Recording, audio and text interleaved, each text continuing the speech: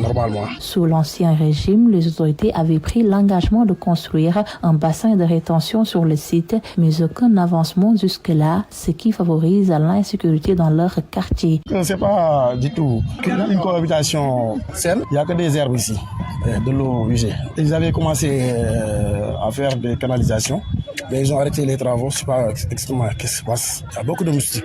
On rencontre beaucoup d'agressions au niveau de ce quartier. Tout récemment, on a un cas d'agression, une mère de famille qui partait chercher quoi nourrir sa famille, mais finalement, elle a été agressée par certains jeunes. Tout récemment, on a failli se noyer au niveau des eaux ici. Tout ce que nous demandons, c'est que les autorités de ce pays interviennent plus vite. Ces habitants de Tchérine 2 demandent aux nouvelles autorités de faire de leur indemnisation une priorité, mais aussi de procéder à la construction du bassin de rétention avant le prochain hivernage afin de mettre fin aux inondations. À Yembela, Aminata Bakar Massar, Radio Média. RFM, fréquence de modulation 94.0, la radio en puissance. RFM midi. Santé, des cas d'intoxication pour ingestion d'ascabiol. Vous m'excusez, noté cette semaine, le centre antipoison qui lance une note d'alerte pour attirer l'attention des populations sur le produit utilisé dans le traitement de la gale. Ce médicament doit être utilisé en respect au mode d'emploi, nous dit Awambaye. Ascabiol est un traitement local de la gale et il est à base de benzoate de benzyle. Sous forme liquide, il doit être appliqué sur les lésions cutanées, mais les 2 cas d'intoxication notés par le centre antipoison ont utilisé le médicament par voie orale. Donc le produit ingéré a provoqué une irritation au niveau de la bouche.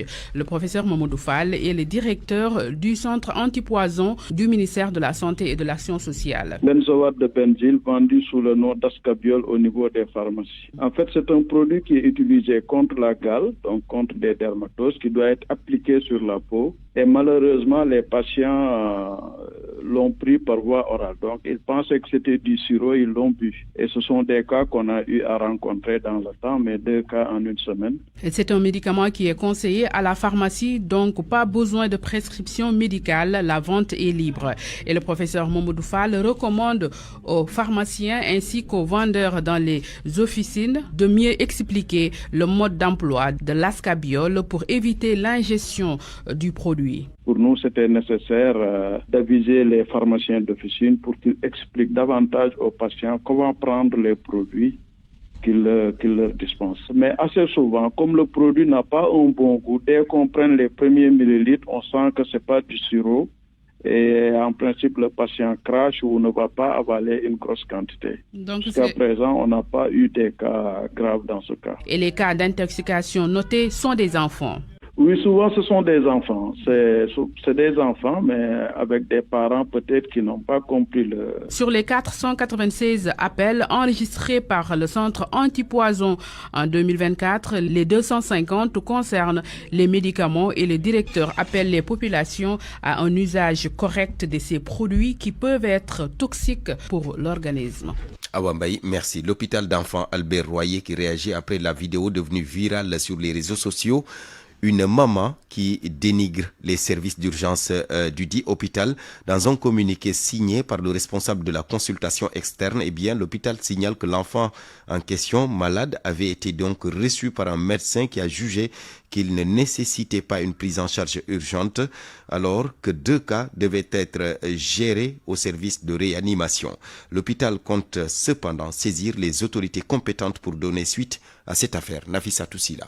Là, actuellement, il est 6 heures. Ça fait depuis 4 heures que je suis à l'hôpital Albert Royer, Bouffane. Je suis venue avec mon fils qui est mal en point depuis quelques jours. Le cri de cœur d'une maman venue faire consulter son enfant. Elle se serait sentie lésée parce que n'ayant pas été prise en charge en urgence. Avant-hier, ils m'ont donné des médicaments, son état s'est empiré. Quand je suis venue aujourd'hui, ils n'ont pas voulu le consulter parce qu'ils se disent qu'ils sont en grève. Ils disent qu'ils ne peuvent pas traiter les enfants parce qu'ils sont en grève et que la grève se termine, je ne sais pas, aujourd'hui ou demain. Instant ini, la lutte, c'est comment on est traité dans les hôpitaux. Comment vous ne pouvez pas prendre un enfant qui est comme ça, parce que vous êtes en grève. Lolo fan la am. Dans sa vidéo devenue virale sur les réseaux sociaux, elle confirme que son enfant avait déjà été consulté. C'est lorsqu'elle l'a ramené une seconde fois qu'elle n'a pas supporté d'avoir été mise en attente pour d'autres cas beaucoup plus urgents. Un cas de méningite et un autre enfant à réanimer d'après nos informations. Son enfant, sans minimiser le cas, souffrait de diarrhée et de vomissements, comme elle l'a d'ailleurs expliqué dans sa vidéo. Dans son communiqué, l'hôpital Albert Royer réfute toute accusation et autres propos désobligeants proférés envers les médecins. Le communiqué précise qu'après une seconde consultation le jeudi 20 février à 5h du matin, l'état de l'enfant ne nécessitait pas une prise en charge urgente. Alors il a été demandé à la mère de patienter, ce qu'elle n'a pas voulu entendre selon l'hôpital. Et malgré la grève, l'hôpital avait observé le service minimum. Approché pour plus de détails, le médecin responsable de la consultation externe soutient s'en tenir à ce communiqué. Il souligne d'ailleurs que face à cette situation, l'hôpital Albert Royer se réserve le droit de saisir les autorités compétentes aux fins qu'il leur appartiendra de donner suite à cette affaire qui s'est déroulée les 18 et 20 février 2025. RFM. L'actualité internationale. Bienvenue Boubacar Diagne. Merci Barthélémy. Guinée-Bissau d'abord, le monde de la musique en Guinée et même au-delà en deuil avec le décès de l'artiste Américo Gomez. Le célèbre chanteur bissau-guinéen a été retrouvé mort à son domicile de Lisbonne au Portugal mercredi passé. Il avait 51 ans. La famille du défunt a demandé donc une autopsie pour déterminer les causes exactes du décès. Mais depuis l'annonce de ce décès-là, les spéculations vont bon train. Américo Gomez est mort dans un contexte de tension politique exacerbée par une vidéo controversée qu'il avait récemment diffusée sur les réseaux sociaux. Et dans cette vidéo, l'artiste remettait en cause la légitimité du président Umaru Sissoko Embalo au-delà du 27 février 2025, date de la fin de son mandat. Écoutons à ce propos les témoignages de Michael Souman qui se souvient de l'une des plus belles voix africaines. Il est producteur audiovisuel et acteur de la musique. Il est joint par téléphone par Ndendoumbe Diop. Américo Gomez, je pense qu'au-delà de son talent, était l'une des plus belles voix, n'est-ce pas, de la musique africaine. Donc c'est dommage, il nous a quittés, n'est-ce pas, si tôt, parce que je pense qu'il a marqué de son sceau la musique bissau-guinéenne, la musique lusophone en général. Voilà, c'était quelqu'un de très talentueux, c'était un grand ami, n'est-ce pas, du Sénégal, hein, parce que je pense il y avait des inconditionnels en fait d'Américo Gomez au Sénégal. Donc il était connu du grand public sénégalais. Je pense même qu'il a eu à passer ici en tant qu'artiste au Sénégal. On a eu à se parler au téléphone. C'était lors d'un de ses passages dans son pays en Guinée-Bissau, donc par l'intermédiaire d'un ami commun. Donc on a eu l'occasion d'échanger un peu. Donc on a parlé musique naturellement. Voilà. Donc c'était quelqu'un qui aimait ce qu'il faisait, qui était un artiste talentueux, un chanteur talentueux. Sa musique était aimée par pratiquement tout le monde. Et bon, c'est vrai qu'il était installé au Portugal depuis le début des années 90. Donc, mais donc à partir du Portugal, vous l'avez justement créé son label de musique. Hein. Et je pense qu'il a eu à conquérir, n'est-ce pas, une bonne partie de l'Afrique, de l'Europe également. Et il faut dire que sa musique était aimée par tous en fait, quoi. Alors on se rappelle de sa musique, hein, le titre Bissau qui a été, je pense, l'une de ses chansons les plus populaires.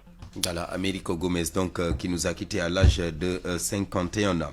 La suite des actualités internationales, Boubacar Dieng, direction le Mali, où les habitants du village de Djanké sont obligés donc de se déplacer sous la menace du JNIM. Ouais. Exactement. Les djihadistes du groupe de soutien à l'islam et aux musulmans JNIM affiliés à Al-Qaïda ont sommé les habitants de partir. L'armée malienne s'est tout de même rendue dans ce village de Djanké qui est largement déserté par ses habitants. N'est-ce pas, Ndendoumbe Diop? Selon les populations, les djihadistes leur ont ordonné de quitter le village sans fournir plus d'explications. Pris de panique, la grande majorité des habitants de Djanké et du hameau de Fliki ont immédiatement obtempéré pour ensuite installer un vaste campement de fortune à 2 km en brousse. Certains ont rejoint les villages de Djartou et Sambani. L'armée malienne s'est rendue à Djanké sans prendre position dans le village. Mercredi soir, après le départ des militaires, les djihadistes sont revenus à Djanké pour répéter leurs menaces et sommer ceux qui ne l'avaient pas encore fait fait de quitter le village sans violence jusqu'ici. En République démocratique du Congo, Boubacar, le M23 et ses alliés qui continuent leur avancée au nord et au sud Kivu. Appuyé par l'armée rwandaise, le groupe armé continue de gagner du terrain dans les deux provinces de l'Est de la République démocratique du Congo. Et tout au long de la journée du jeudi 20 février, hier donc, des affrontements ont par ailleurs été signalés sur plusieurs fronts. Les précisions de Salimata Aou. Dans le Nord Kivu, le groupe armé et ses alliés poursuivent leur progression le long de la route nationale numéro 2 en direction de Butembo et de Beni, deux importantes localités du nord de la province.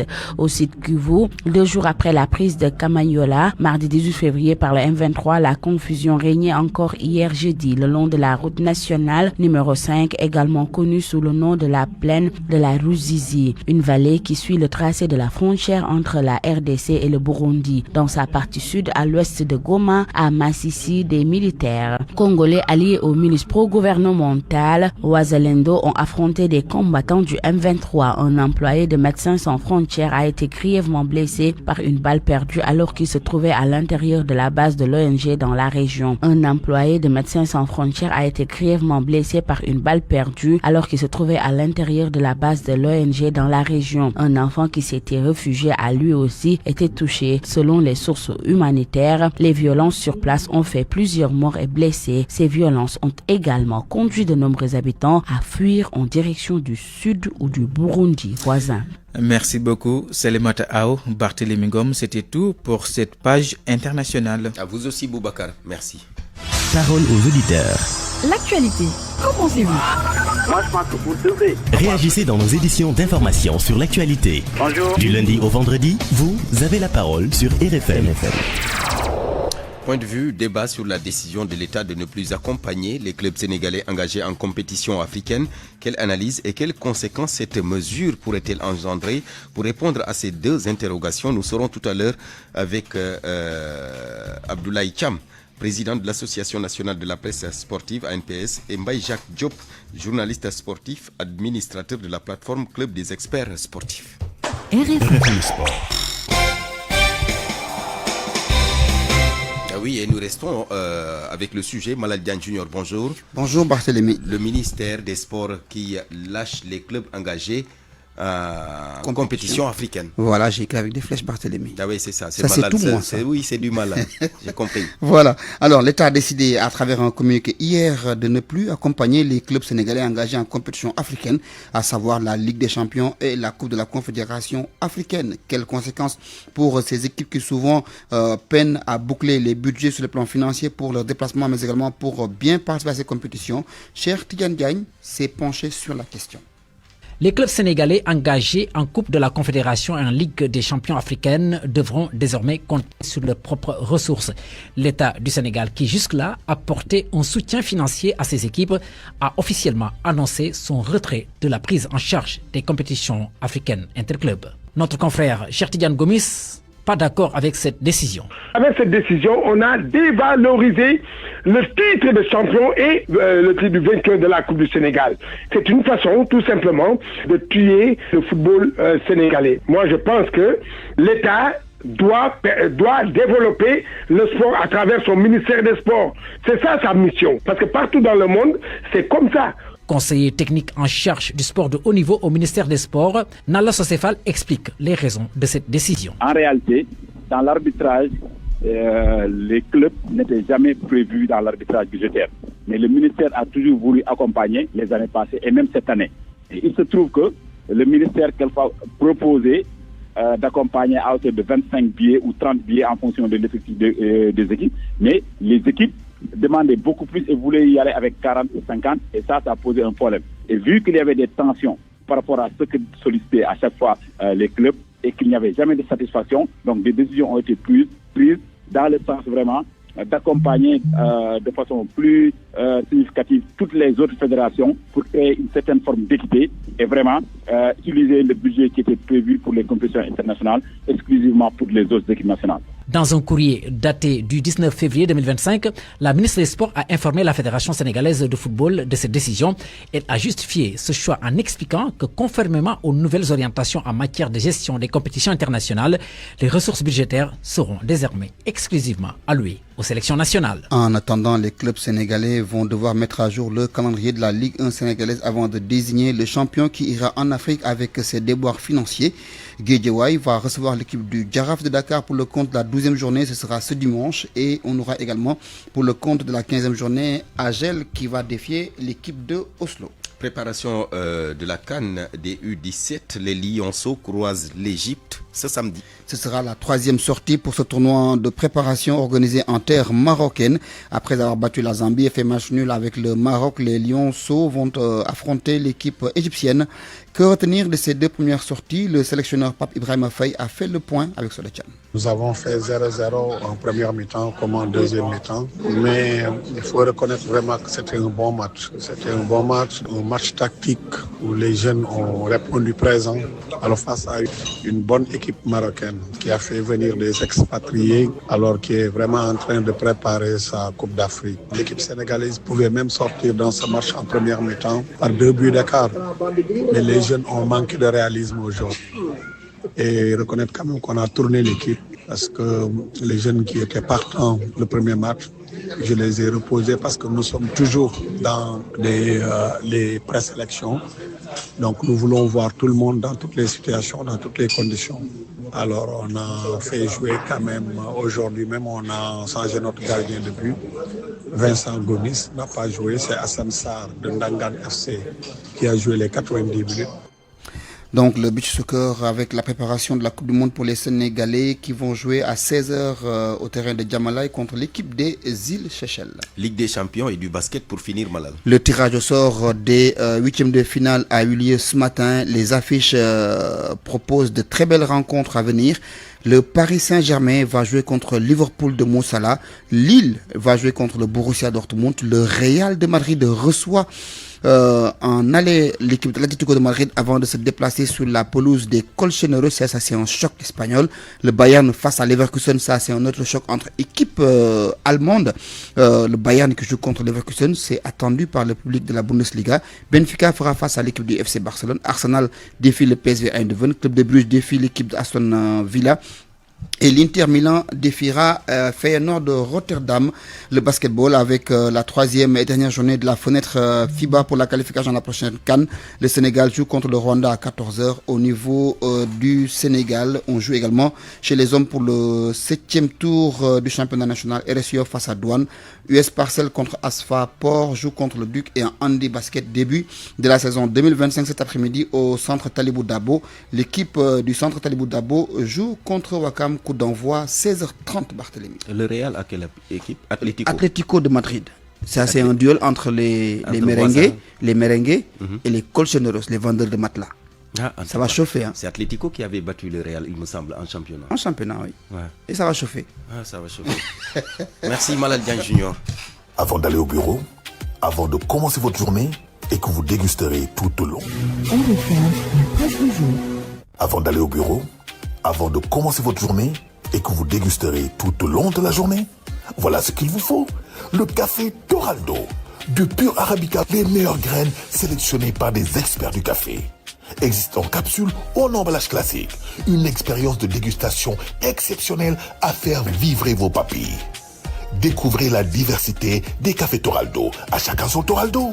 Pour vos commandes, appelez au 78 717 11 11 ou au 76 456 12 13. Nos produits sont disponibles partout au Sénégal. Le must du café, c'est des cafés Toraldo. Café Toraldo, le must du café, vous offre la revue de presse. Lecture commentaire Mohamed Ali Mouba, bonjour. Bonjour. Contraintes budgétaires au maximum, les clubs sénégalais n'auront plus de soutien de l'État lorsqu'ils voyagent en Afrique. Comment expliquer les réductions ou plus exactement l'arrêt de ces subventions allouées au sport dans plusieurs secteurs, notamment la part réservée aux compétitions interclubs africains? Dans son courrier daté du 7 février 2025, la ministre des Sports a informé de la décision à la Fédération sénégalaise de foot, constate le quotidien. Madame Khady Yengueye, la ministre de tutelle précise qu'au regard des nouvelles orientations relatives à la gestion des compétitions internationales, les ressources budgétaires seront exclusivement dédiées à la prise en charge de nos différentes équipes nationales. Ainsi donc, le ministère passe à l'action après avoir refusé depuis longtemps de financer le foot professionnel. Cette nouvelle décision de l'État est une seconde mort pour nos clubs. Le journal note que ce n'est pas seulement au foot, d'autres fédérations comme le basket, le handball et le volleyball sont concernés. L'État lâche donc les clubs qualifiés en Afrique, signale le journal Les Échos. Le ministère des Sports coupe le jus aux clubs qualifiés, titre l'AS. Pas d'argent, l'État sacrifie les clubs sénégalais engagés dans les compétitions africaines. Notre tribune pour le quotidien, le doute n'est plus permis, c'est une seconde mort pour les clubs sénégalais. Commentaire de sucré salé, le gouvernement semble déterminé à donner raison au président Diomaye qui se plaignait d'être à la tête d'un État contraint aux marges de manœuvre réduites, non content d'avoir été renforcé dans le rapport de la Cour des comptes qui a conforté son PM. Les licenciements massifs dans les entreprises publiques lui donnent encore plus raison. Et pour que toutes les couches de la société sénégalaise sentent la détresse du chef, les clubs de sport sont privés d'appui de l'État pour compétir à l'étranger. Ainsi donc, les acteurs culturels qui voudraient se rendre à Cannes, à Ouaga ou bientôt à Tunis. Mais cela va-t-il couper les ailes à l'avion présidentiel, se demande le confrère. On verra. En attendant, c'est un Google généralisé qui, pour expliquer l'agenda du tandem Diomaye et Ousmane Sonko, se demande le public. Le journal note en tout cas que partout il y a problème, ça va dans tous les sens. Les nouvelles pratiques qui définissent le projet, ce sont les licenciements, les pertes d'emploi dans les secteurs de la presse, des entreprises du BTP, les tchak-tchak, les marchands ambulants, les étudiants, les enseignants, les médecins et aujourd'hui le balai de Diomaye fonce droit sur le sport. Sans parler de la baisse annoncée des salaires. Qu'est-ce qui se passe au Sénégal? Pour la PR, le nouveau régime est en plein dans l'ajustement structurel. Même observation de l'I-Quotidien. L'État est au bord du précipice, note encore enquête.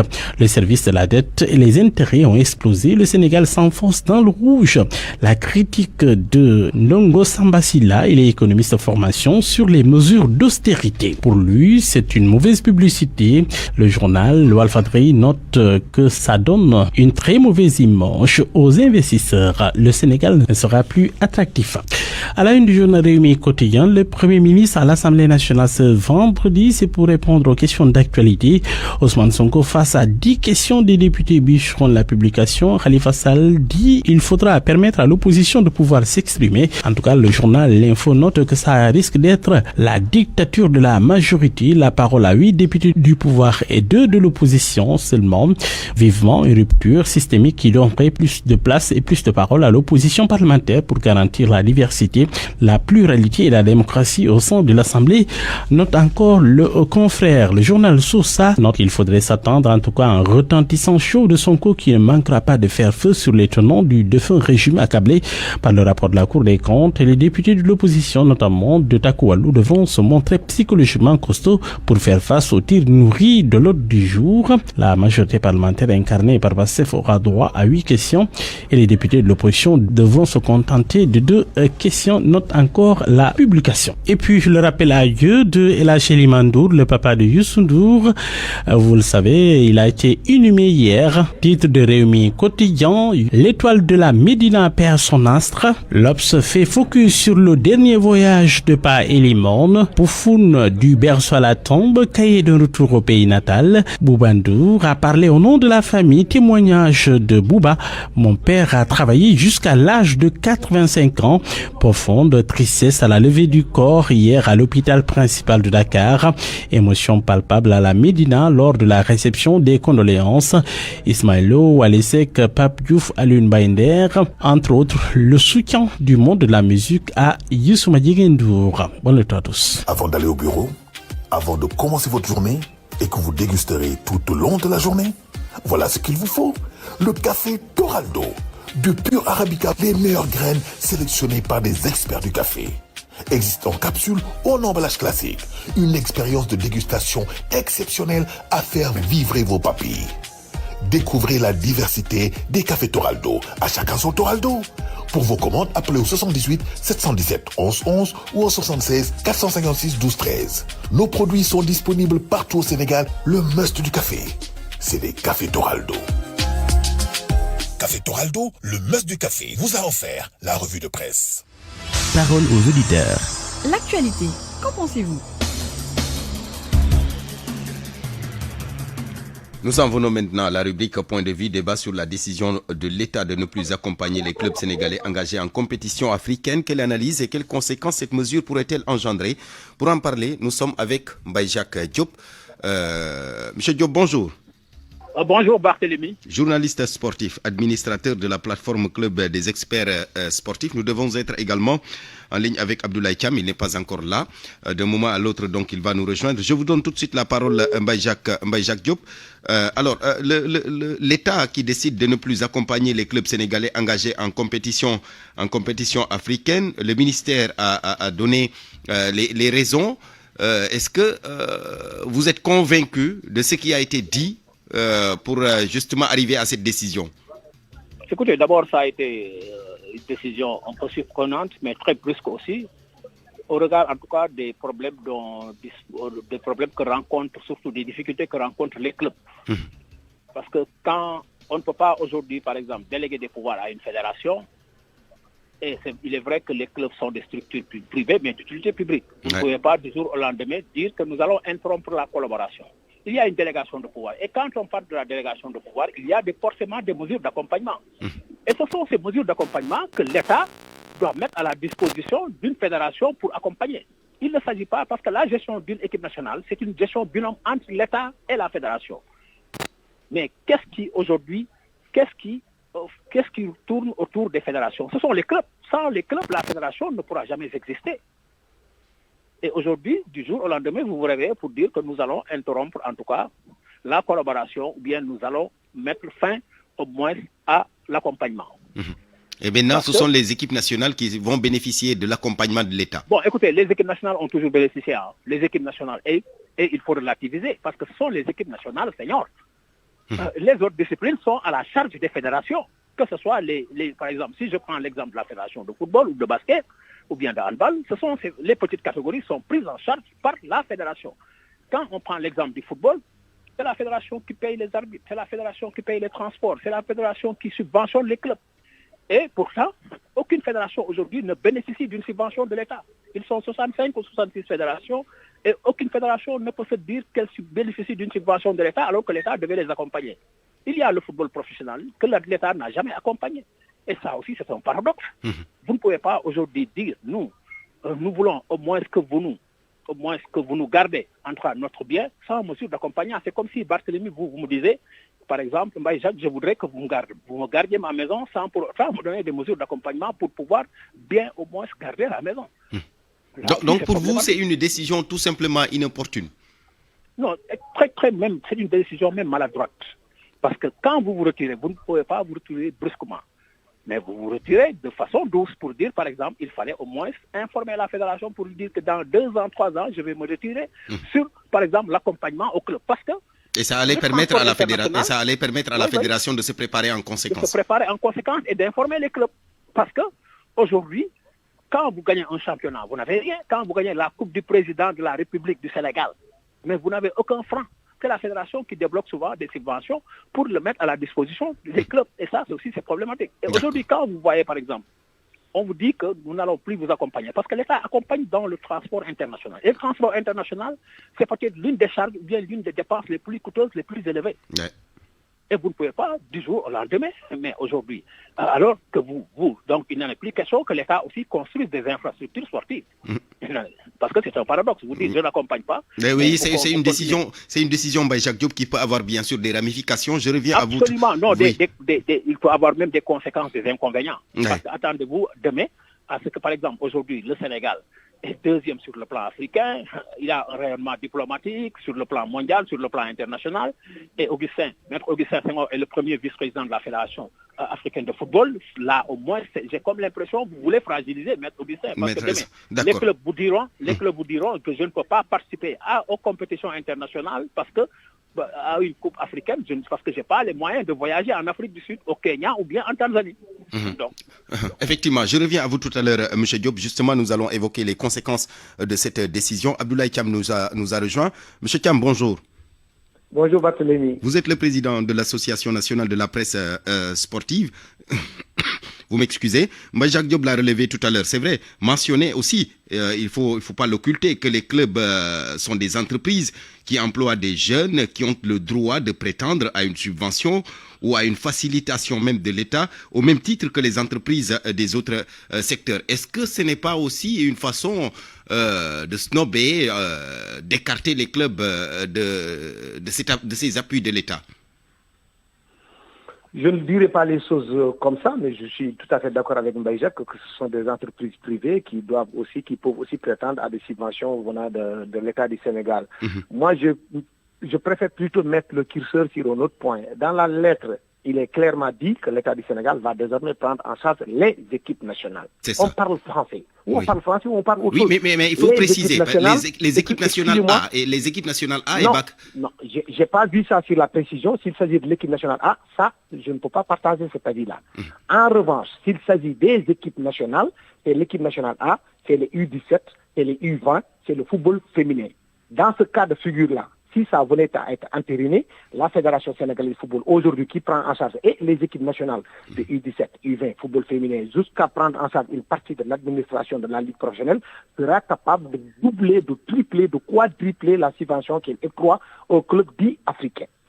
L'autre aspect aussi, il faut quand même faire un glissement, quitter le football pour aller vers les autres disciplines. On parle de basketball, on parle de handball, on parle de volleyball. Mais cette décision, elle va beaucoup plus impacter ces disciplines sportives.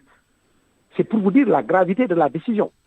Il va falloir qu'on s'assied autour du table, qu'on s'explique, qu'on nous dise concrètement qu'est-ce qui est derrière les équipes nationales. Est-ce que c'est les Lions du Sénégal, point? Ou est-ce que les U17 sont concernés? Est-ce que les U20 sont concernés? Est-ce que le football féminin est concerné? Qu'on identifie de façon claire. Je vais aller aussi vers... Exactement. Si ce n'est pas le cas, quand même, ça me pose problème. D'autant plus qu'en réalité, c'est epsilon ce que l'État du Sénégal contribue dans les coupes interclubs. Aujourd'hui, vous prenez les Girafes de Dakar. Moi, je suis sûr et certain que les Girafes de Dakar a fait 4 fois plus, 5 fois plus que l'État du Sénégal qui donne encore une fois des titres de voyage. Et je ne suis pas d'accord avec la sortie que j'ai écouté tout à l'heure du conseil du ministre, mais c'est quand même extrêmement grave de nous dire, oui, parce qu'il y a des gens qui demandent 20 billets, 40 billets, 30 billets, et après, comme il y avait des problèmes, on a décidé d'arrêter. Non, mais écoutez, il faut donner... C'est à la limite un prétexte, c'est un prétexte fallacieux pour vous. Mais effectivement, en fait, je ne pense pas qu'on puisse prendre cet argument pour la mettre sur la table. Maintenant, on sait que quand même, on est dans un pays où tout est prioritaire. L'État du Sénégal met énormément d'argent sur l'équipe nationale A. Et l'État du Sénégal permet aussi à la fédération, même des matchs qui se jouent aussi ici au Sénégal, que les recettes sont versées directement au niveau de la Fédération sénégalaise de football. Moi, c'est pourquoi je dis que c'est important quand même que l'État laisse cette marge-là de manœuvre à la Fédération qui permet à la Fédération de prendre en charge les petites catégories. Mais attention, il ne faut pas qu'on reste dans le football, il faut aussi qu'on pense aux autres disciplines. Absolument. Le volleyball, le basketball et le handball. La mesure risque beaucoup plus d'impacter ces autres disciplines-là que le football. D'accord. Et je tiens à préciser pour un dernier point, en 2007, lors du séminaire de Saly, c'est l'État du Sénégal qui a pris sur lui la responsabilité d'accorder une grosse subvention pour la mise en place du football professionnel, qui a été porté sur les fonds baptismaux depuis 2009. Et jusqu'au moment où nous parlons, aucun sou n'a été versé dans cette ligue professionnelle-là. Et l'État, c'est la continuité. C'est la continuité, bien sûr. Bien sûr, M. Thiam. Je reviens à vous tout à l'heure. Alors, Mbaye Jacques Diop, quel est le pourcentage de l'aide de l'État dans le budget d'un club sénégalais pour une compétition africaine? Bon, écoutez, souvent dans le budget, en tout cas de l'État, l'État avait l'habitude de prendre uniquement, comme l'a dit Ablaye, le transport international. Et souvent, en tout cas, les honoraires et les frais d'arbitrage si le match se jouait à domicile. Maintenant, il est vrai bien que Ablaye a précisé un élément très important. Les équipes nationales, maintenant, il faut se poser la question, si ce sont toutes les équipes nationales, comme c'est le cas du football qui prend en charge pratiquement toutes les petites catégories à partir des U23, ou bien si, par exemple, c'est uniquement l'équipe nationale A, parce que là aussi, c'est un peu nuancé. Mais ce qu'il faudrait tout simplement dire, comme moi, par exemple, j'étais en train de revisiter, il n'y a pas quelques heures, les 17 axes prioritaires de Madame le ministre. Mais Madame le ministre, dans ces 17 axes prioritaires, il avait parlé de l'accompagnement du football professionnel. Ouais. Et aujourd'hui, jusqu'à présent, sur les 17 actes prioritaires, il n'y a pas eu d'acte majeur. En tout cas, on n'a pas senti, en tout cas, l'impact ou bien aujourd'hui de Madame le ministre depuis sa nomination au poste de ministre de la Culture, de la Jeunesse, des Sports et de la Jeunesse. Donc ça aussi c'est problématique. Moi je pense qu'aujourd'hui quand vous venez dans un département et qu'il y a des acquis, ces acquis il faut les consolider. Il ne faudrait pas que ces acquis-là soient au moins aussi minorisés. Moi je pense que vous venez dans un département où il y a aujourd'hui un rayonnement diplomatique qui permet en tout cas au sport de se développer. On a l'organisation des Jeux Olympiques de la jeunesse. L'équipe nationale a gagné pratiquement beaucoup de trophées majeurs, que ce soit dans toutes les disciplines. Et vous avez vu ce que nos athlètes sont en train de réaliser en athlétisme et autres. Et subitement, vous voulez couper, en tout cas, les aides ou bien les subventions à ces associations-là. Là aussi, cela veut dire que quelque part, nous sommes en train peut-être de noyer un poisson ou bien un chien dans l'eau. Tout simplement, oui. D'accord. Merci Mbaye Jacques Diop. Malheureusement, nous sommes rattrapés par le temps. De toute façon, on vous retrouve tout à l'heure dans le journal de 13h. Abdoulaye Thiam, en quelques minutes, je termine avec vous. Abdoulaye, j'aimerais un peu vous entendre parce qu'il y a aussi le manque de transparence concernant le côté financier au niveau dans les clubs. Quand un club, par exemple, se qualifie pour les phases de groupe d'une compétition africaine, il recevait, en tout cas jusqu'à avant cette décision, ce club en question recevait une somme d'argent. Mais les responsables des clubs n'en parlent presque pas. Et c'est la même chose quand ils vendent un joueur. Ça pose aussi la question du modèle économique de nos clubs. Comment faire pour être viable et ne pas dépendre des subventions? Ça, c'est une excellente question. En revanche, pour ce qui concerne les subventions qui viennent de la CAF ou de la Fédération sénégalaise de football, que le club y communique ou pas, c'est mis sur la place publique. Ça, tout le monde le sait. La CAF dit, si vous passez le premier tour, vous avez tant de dollars. La Fédération sénégalaise de football sort au communiqué pour dire, nous avons donné au Jaraaf de Dakar 80 millions, 100 millions, 150 millions. C'est sur la place publique. Que vous communiquez ou pas, tous les journalistes ont l'information. En revanche, la nébuleuse se situe là où vous avez mis le curseur. Oui, dans les transferts des joueurs, il y a une opacité qui ne dit pas son nom. Autre chose aussi, dans cette décision-là, devrait pousser davantage les ligues professionnelles, les clubs dits professionnels, à revoir leur copie. Aujourd'hui, il faut aller rechercher des ressources additionnelles. C'est extrêmement important. C'est pourquoi moi, j'ai toujours prôné, je n'ai jamais compris pourquoi est-ce que dans un championnat du Sénégal, on se retrouve avec en Ligue 1 18 clubs. Mais pourquoi? Pourquoi on ne ferait pas 10? Si vous dites football professionnel, c'est que vous allez vous faire de l'argent. Vous êtes une société anonyme. Vous êtes régi par le Code des obligations civiles et commerciales. Vous devrez payer les joueurs. Vous devrez disposer de payer caisse de sécurité sociale, l'IPRES, en cas de retraite et tout. Ça aussi, si on fait l'analyse sans complaisance depuis la mise en place de la Ligue professionnelle en 2009 jusqu'au moment où nous parlons, oui, les critères qui avaient été établis, il y a aujourd'hui beaucoup de clubs du Sénégal qui ne le remplissent pas.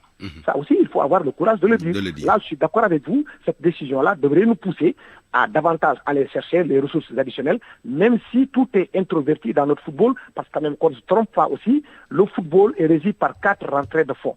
La première entrée de fonds, c'est les télévisions. Il n'y a pas de droit de télévision au Sénégal. La deuxième, c'est le sponsoring. Ça n'existe pratiquement pas. Le troisième, c'est la billetterie. Et la quatrième, c'est les collectivités locales.